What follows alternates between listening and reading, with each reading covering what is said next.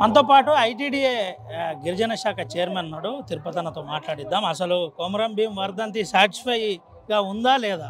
85వ వర్ధంతి కాంగ్రెస్ ప్రభుత్వం ఎట్లా చేసింది తెలుసుకుందాం. ఏందన్న హ్యాపీయా? హ్యాపీ అంటే హ్యాపీ అని చెప్పుకోవచ్చు. ఎందుకంటే ఎలక్షన్ కోడ్ ఉంది అందులో ఒకటి. జనాలకు కూడా కొంచెం వాతావరణం అనుకూలించకపోవడం కొంచెం చూస్తే సప్పసప్పగా అనిపిస్తుంది, బాధాకరం కూడా. ఎందుకంటే 85 వర్ధంతి సందర్భంగా పెద్ద ఎత్తున ఈ కార్యక్రమాలు ఉంటాయి అనుకున్నాం, కానీ మేము ఊహించినంత జనాభా కూడా రాలేదు. అందులో ఒకటి ఎందుకంటే స్వాతంత్రం వచ్చి ఇప్పటికి 76 సంవత్సరాలని మనం చెప్పుకుంటున్నాం, కానీ ఆదివాసీల బతుకులు ఎక్కడ వేసిన అక్కడే అన్నట్టున్నది. ఈ ఆదివాసులు ఎక్కడైతే నివసిస్తున్నారో ఆ ప్రాంతాన్ని చూసుకుంటే ప్రభుత్వాలు వస్తున్నాయి, లీడర్లు ఎదుగుతున్నారు, కానీ మా ఎదుగుదల అనేది ఎదగట్లేదు. అది ఈరోజు చూస్తే కళ్ళకు కన్నబడ్డట్టు మనకు తెలుస్తుంది. అభివృద్ధి అంటే ఓన్లీ పట్టణాలు లేకుంటే మున్సిపాలిటీకి సంబంధించిన ఆ ప్రాంతాలు కాదు, ఏదైతే మారుమూల ప్రాంతాలు గిరిజన ప్రాంతాలు ఏవైతే ఉన్నాయో అవన్నిట్లను కూడా ఏ గవర్నమెంట్ అయినా కానీ, నా గవర్నమెంట్ కావచ్చు, నీ గవర్నమెంట్ కదా, ఏ గవర్నమెంట్ అయినా కానీ, ఏ లీడర్ అయినా కూడా ఈ ఆదివాసీ గూడెలకు ఒక్కసారి వాళ్ళు మనస్ఫూర్తిగా వచ్చి చూసి అక్కడున్న సమస్యలను పరిష్కరించాలనేది ఈ సందర్భంగా నేను తెలియజేస్తున్నాను. ఎందుకంటే గౌరవ ముఖ్యమంత్రి రేవంత్ రెడ్డి గారు కూడా పదే పదే పెద్ద ఎత్తున ఆదివాసుల గురించి అనేక సందర్భాలలో వీళ్ళ స్థితిగతుల గురించి అడిగి తెలుసుకోవడం జరుగుతుంది. వారికి కూడా ప్రత్యేక ధన్యవాదాలు. వాళ్ళు గవర్నమెంట్ తరఫున ఎన్ని చేసినా కూడా ఇక్కడ ఆదివాసులకు అభివృద్ధి అనేది కనబడతలేదు. దీన్ని అందరూ కూడా దృష్టిలో ఉంచుకొని ఈరోజు పెద్ద ఎత్తున ఇక్కడ స్థానికంగా ఉన్న ఎమ్మెల్యేలు అయితే, ఎంపీలు అయితే, మంత్రులు అయితే, ఎవరైతే వాళ్ళు ఉన్నారో వాళ్ళందరూ కూడా ఈ ఆదివాసుల అభివృద్ధిలో పాల్పంచుకొని వీళ్ళను ముందుకు, అంటే అభివృద్ధితో పాటు అభివృద్ధి చెందని వారిని కూడా చేతి పట్టుకొని ముందుకు తీసుకెళ్లవలసిన బాధ్యత అందరిపైన ఉన్నదని ఈ సందర్భంగా తెలియజేస్తున్నాం. ఎట్లా చూడొచ్చు అన్న, కనెక్టివిటీ రోడ్డు సరిగా లేదు, గిరిజన గ్రామాల్లో నీళ్లు సరిగా రావట్లేదు అంటున్నారు, ఇంకా పోడు భూములకు పట్టాలు రావట్లేదు అంటున్నారు. మీరు మిగిలిన పోడు భూములకు పట్టాలు ఇస్తామని చెప్తున్నారు. ఇంకా కవ్వాల నుంచి కవటాల వరకు ఎక్కడో ఒక దగ్గర గొడవలు, కేసులు అవుతున్నాయి.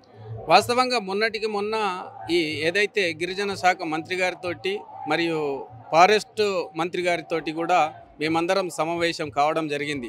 గతంలో ఎప్పుడైతే వైఎస్ఆర్ ఉన్నప్పుడు అప్పుడు ఇచ్చిన అప్లికేషన్లే ఇప్పటి వరకు పెండింగ్ ఉన్నాయి. ఆ పెండింగ్ అప్లికేషన్లన్నా పరిష్కరిస్తే మా వాళ్ళు చాలా ఆనందపడతారు. అది కూడా ముఖ్యమంత్రి గారి దృష్టిలో ఉన్నది. ఈ కనెక్టివిటీ విషయానికి చూస్తే చట్టాలు మనం చేసుకున్నాయి, చట్టాలు మనం రూపొందించుకున్నాయి. ఇప్పుడు 2006 ఫారెస్ట్ కన్జర్వేషన్ యాక్ట్, ఏదైతే ఫారెస్ట్ యాక్ట్ ఎప్పుడు వచ్చింది? 2006లో వచ్చింది. అంటే ఆదివాసులు ఎప్పుడున్నారు అడవులలో? వాళ్ళ జనమే, వాళ్ళ పుట్టుకనే అడవిలో ఉండి వాళ్ళ జీవితమే అది. ఇవాళ పులిల రక్షణ గురించని ఈ ఫారెస్ట్ అధికారులు అంటారు కదా, ఈ పులులు కాదు, పులుల కంటే ముందే మా వాళ్ళు అడవిలో ఉన్నారు. ఇప్పుడు మా కాంక్షలు పెట్టవలసిన అవసరం లేదని ఈ సందర్భంగా తెలియజేస్తున్నాం. ఎందుకంటే ఇప్పుడు ఈరోజు కూడా మా మంత్రి గారు, గిరిజన శాఖ మంత్రి గారు వస్తున్నారు, ఇన్ఛార్జ్ మంత్రి గారు కూడా వస్తున్నారు. వారికి కూడా ఇదే విన్నపిస్తాం. ఎందుకంటే కనెక్టివిటీ లేదు. కనెక్టివిటీ లేనప్పుడు అక్కడ అభివృద్ధి ఏం జరుగుతుంది? మేము ముఖ్యంగా ఈసారి మేమేం చెప్తున్నామంటే ప్రతి ఒక్క గూడెంలో ఏదైతే మేము ప్రపోజల్స్ పెట్టినామో అవన్నిట్లను కూడా తూచ తప్పకుండా రోడ్లేసి కనెక్టివిటీ పెంచితే అక్కడ విద్య, వైద్యం అన్నీ అందుతాయి.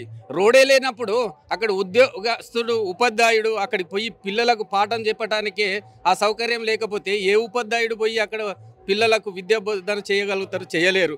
అందుకనే ఈరోజు చూసుకుంటే చాలామంది మహిళలు, గర్భశ్రీలు వాళ్ళను తీసుకెళ్తుంటే చాలామంది నడి దారిలోనే చనిపోయిన సంఘటనలు ఉన్నాయి.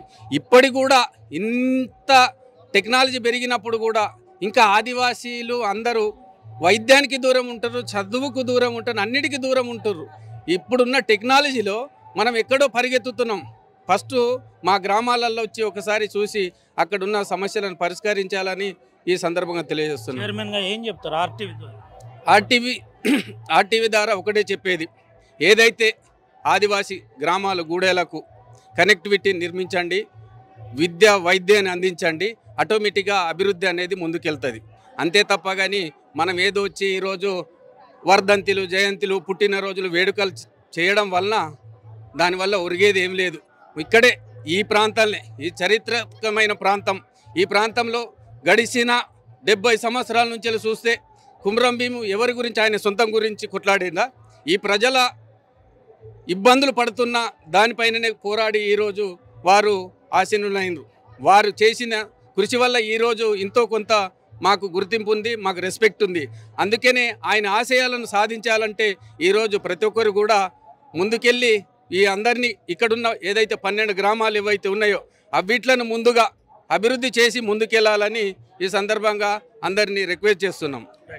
ఇది పరిస్థితి. జీసీసీ చైర్మన్ చాలా క్లియర్గా కొమరం భీం ఎవరి కోసం పోరాటం చేశారు, కొమరం భీం పోరాట ఫలమే మాలాంటి వాళ్ళకు గుర్తింపు వచ్చిందని చెబుతున్న పరిస్థితి. కనెక్టివిటీ రోడ్లతో పాటు గ్రామాలకు విద్యా వైద్యం అంశంలో ప్రభుత్వం స్పందించాలని చెబుతున్న పరిస్థితి కనబడుతుంది. దీంతోపాటు వచ్చి జయంతిలు వర్ధంతిలు చేయడం వల్ల ఈ ప్రాంత ఆదివాసులకు ఒరిగేదేం లేదు. ఖచ్చితంగా ఆదివాసుల సమస్యల పరిష్కారం దిశగా ప్రభుత్వాలు ఆలోచించాలని జీసీసీ చైర్మన్ తిరుపతి చెబుతున్న పరిస్థితి కనబడుతుంది. సుమంతో రవినాయక్, RTV, ఆదిలాబాద్. తెలుగులో న్యూస్ కి ఫాస్టెస్ట్ యాప్ ఇప్పుడు టోటలీ న్యూ అవతార్లో జస్ట్ 5 సెకండ్స్ లో కంప్లీట్ న్యూస్, సోషల్ మీడియాల ట్రెండ్స్ కి one stop solution, live TV app, voice search option తో ఇప్పుడే డౌన్లోడ్ చేయండి లేదా అప్డేట్ అయిపోండి. యాప్ లింక్ డిస్క్రిప్షన్ లో ఉంది.